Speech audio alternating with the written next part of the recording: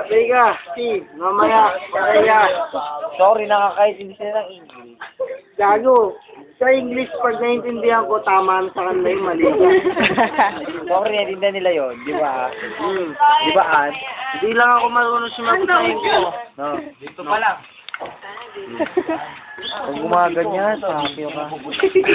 Laki ng ilong mo, gabi. Ay, ilong. Ang daming malaki ilong dito ah. Grabe dito si ikaw. Ayun, nagkakatol. Sorry pala. Laki lang ng ilong mo, sabi niya.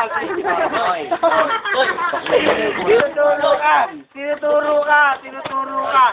Sabi ni Arsi, oh. Ang laki ng ilong mo, nakatingin sa kanya sa kayo naturo. Dalawa kayo, hindi sabihin. Nay!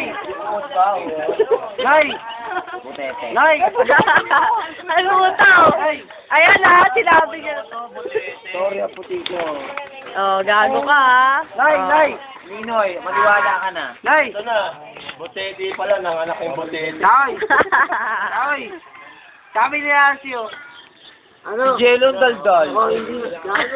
Gago, ang daldal mo. Dito lang kami, oh. Ang daldal mo. Dito ka. Gago, ang daldal mo. Tayo mo kasi boy apunta. Wala. Ay, pero ang daldal mo. Oh, sino ka dito? Sige nga. Ah, ikaw. Oo, ay, ikaw lang. Paano ba sasabihin mo parehas? Pa. Try mo to. Sino ba bakit mo? Oh. Sino? Ay, dami oh. Putang ina na ito. Oh, ganun, no? Wala rin ako. Saan nakaturo? Tama, Barbie girl.